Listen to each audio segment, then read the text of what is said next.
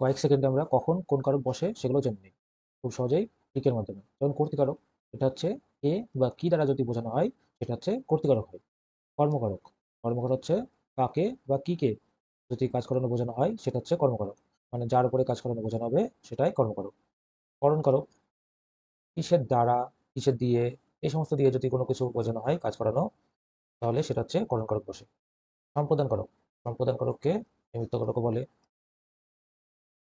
নিমিত্ত কারক, সম্পাদন কারক বা নিমিত্ত কারক, এটা কখন বসে? এটা হচ্ছে কিসের জন্য, কার উদ্দেশ্যে, এই সমস্ত উদ্দেশ্যে যদি কাজ করানো বোঝানো হয় সেটা হচ্ছে সম্পাদন কারক বসে। অপাদান কারক, অপাদান কারক কখন বসে? অপাদান কারক হচ্ছে কোথা থেকে, কোথা হতে, এই সমস্ত কিছু যদি বোঝানো হয় বাক্যে, তাহলে হচ্ছে অপাদান কারক বসে।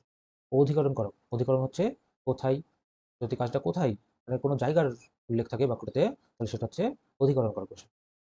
এই ছিল আমাদের ভিডিও। যদি ভিডিওটা ভালো লাগে সবাই লাইক এবং সাবস্ক্রাইব করে দেবে, এবং এই এর পুরো ভিডিওটা দেখতে হলে আমাদের নিচে যে লিঙ্কটা দেওয়া আছে সেটাতে ক্লিক করে পুরো ভিডিওটা দেখে নাও।